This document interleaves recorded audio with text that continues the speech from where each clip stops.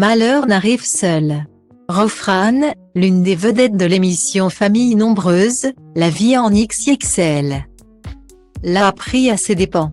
Il y a quelques jours, la mère de 4 enfants, déquadruplés, avait contracté la Covid-19. Non vaccinée, elle avait vu son état de santé se dégrader rapidement. Hier j'avais mal à la gorge. Donc je pensais que j'avais pris froid et en fait pas du tout. Dans la nuit, ça a vraiment dégénéré les symptômes que j'avais.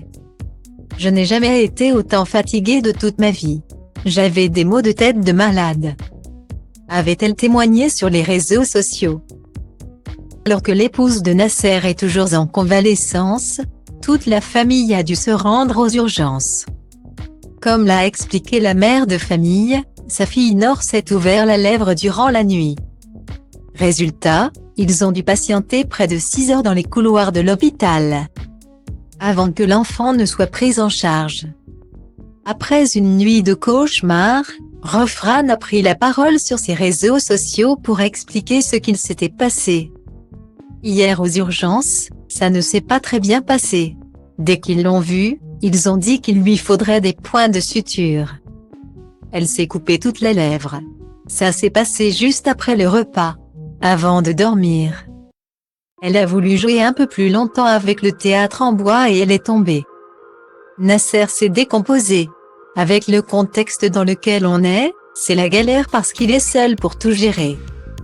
Moi je suis confinée, a raconté la vedette de TF1. Mais le jeune papa n'était pas au bout de ses peines puisque la petite Nour ne s'est pas montrée très coopérative.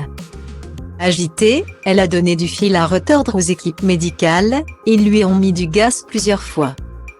Mais ça n'a pas marché. Du coup, ils lui ont mis un autre produit un peu plus fort mais ça n'a pas marché non plus. Ils n'ont pas réussi à commencer la suture, il fallait qu'elle soit bien droite pour qu'il n'y ait pas de défaillance esthétique. La fillette a été tellement difficile à contenir, qu'elle a finalement été transportée dans un autre hôpital, afin qu'un autre chirurgien s'occupe d'elle. Une nuit d'horreur que les jeunes parents espèrent ne pas revivre de sitôt.